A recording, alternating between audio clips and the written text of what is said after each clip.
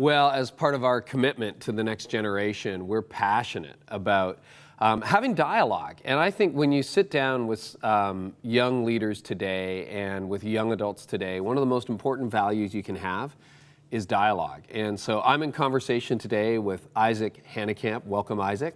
Thanks for having me. You're a 20-year-old entrepreneur. I love that, man. Yeah. Yeah, tell us, what do you do? I do digital marketing consulting. I do it for dentists, law firms, some neurology centers. So basically I help corporations, or I help small businesses. I help them get more clients, and I help them get more leads. And then I'm able to actually convert those leads as well. That's great. Yeah. Good stuff. So we're just going to talk about life, talk about faith. You're going to ask me some questions. I'm going to ask you some questions.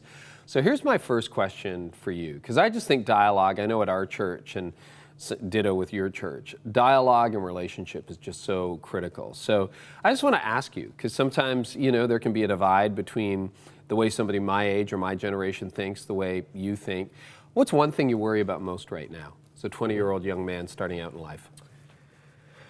I worry about, I worry about how many resources we have here in North America and on the Western world.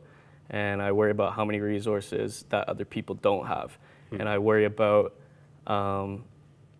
what we're actually using the resources we have for, and how we can actually help these people. And right now I don't see a whole lot of our resources being used in a way that's sufficient or even effective as I think it could be in helping the people who aren't necessarily blessed like we are. I think we are lucky to be born in a place like this.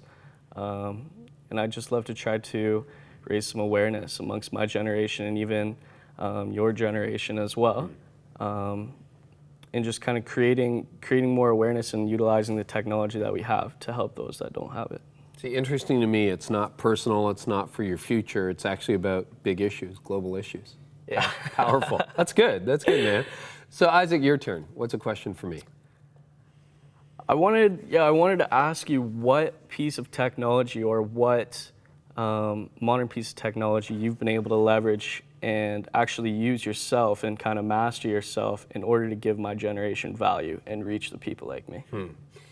Well, I think the conversation really has moved online. So I'll be honest with you, true confession, I'm trying to figure out Snapchat. and so I'm on it, but I'm on it in the lamest of all ways. Yeah. But I was really excited about Instagram's very recent update that made it pretty much like Snapchat. So I've been on that a few times. So I realize, the conversation has shifted. Nobody your age calls anybody anymore, right? Isn't a phone call kind of annoying? What is that? Is that just rude? I make phone calls. Okay. But I mean, my friends don't. No. I find it's much easier for them just to send a picture of me, and I think a picture is worth 1,000 words a lot of the time, right? Yeah. I think it's nice if I have a friend of mine or a loved one that's in another part of the country and I'm able to send them a picture of what I'm doing, or they're able to. It's almost like sharing an experience. Yeah. Virtually, I guess you could say. So I think that's kind of it, right? You don't necessarily get a glimpse for the full experience unless you're actually visualizing it yourself. I think that's really true. So I'm on Instagram. I've used social media an awful lot. So I would say for a guy my age, my stage, I've probably done a pretty good job of mastering my phone. Yeah. To some extent. Okay, here's a question. What's one thing you wish someone my generation or older than you wish you knew about you and your generation? I think that your generation and a lot of the people that are before us, I don't think they necessarily understand the responsibility that my generation feels to carry on what they've begun.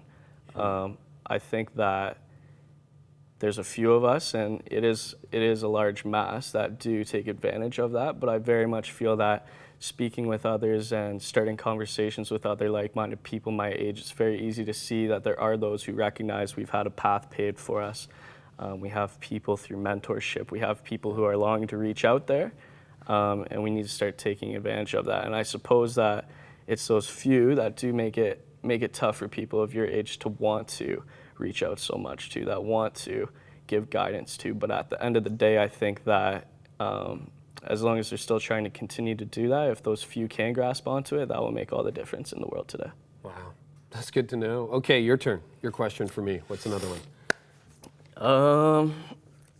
Well, I asked you about how you've given value to people my age using modern technology, but I was interested in what piece of technology or what modern advancements you've found that have actually helped with your personal relationship with God, and how you've been able to find new areas that you didn't know existed before with Him. I think the sense of connection, I mean, if you really look at the centrality of scriptural teaching, love God, love your neighbor, love yourself, I think the awareness that's happened and the connectivity that's happened over the course of my life is pretty significant. I mean, there was a day when I was your age, you had to try to connect with somebody. You had to make a phone call, you had to order a resource like a CD or a DVD, or you had to go to a bookstore, and now everything's online. So the hyper-connectedness to actually have, again, there's 10,000 people on my Facebook, like that's crazy to me, but I actually know some of those people. And I think in terms of being aware of how God is moving in other people's lives, even YouVersion. I mean, I love the boxes that you kind of tick off, right? It's like, whoop, 5 for 5 today. Read all the passages I needed to. So I think technology has actually helped me grow closer to God and closer to the people He loves. Great. You too? I love it, man. Yeah. It's so true. I think technology is neutral. It just reveals and amplifies what's already there. All right. Last question. This one's for you. And to me, a lot of the dialogue in the generations is not so much teaching, it's listening.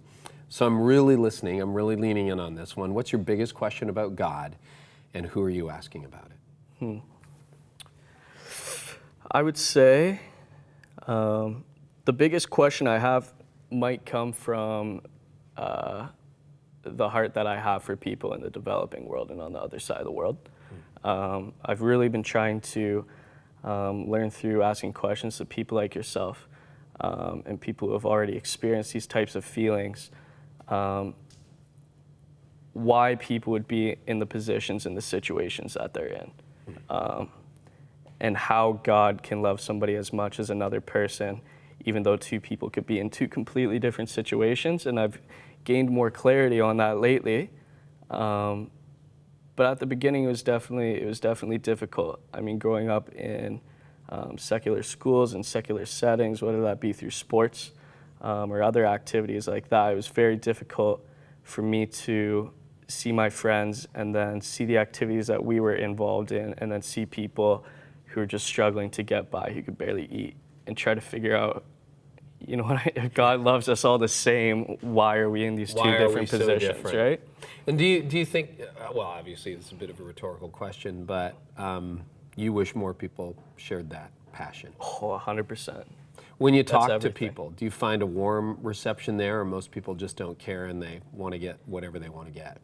I do, and almost as I suppose that I started getting more of a warm reception the more open I was about it, which is kind of funny, but I launched a project last year called Let It Thrive, and that's basically being able to leverage digital marketing, being able to leverage social media, these platforms that we have, and we're able to actually sell products online that are then leveraged, and then we actually give business owners and entrepreneurs in the developing world loans, so microloans, right?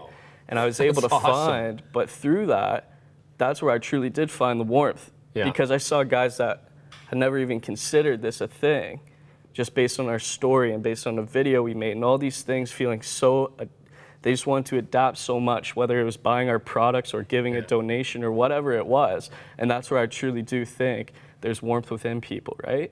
I'm finding more of these companies that are coming out here that are like a one-for-one method, like a Tom's shoe or something like that. And I think people feel a lot more lenient to buy something if they know that's resulting in something more than just the product they're receiving.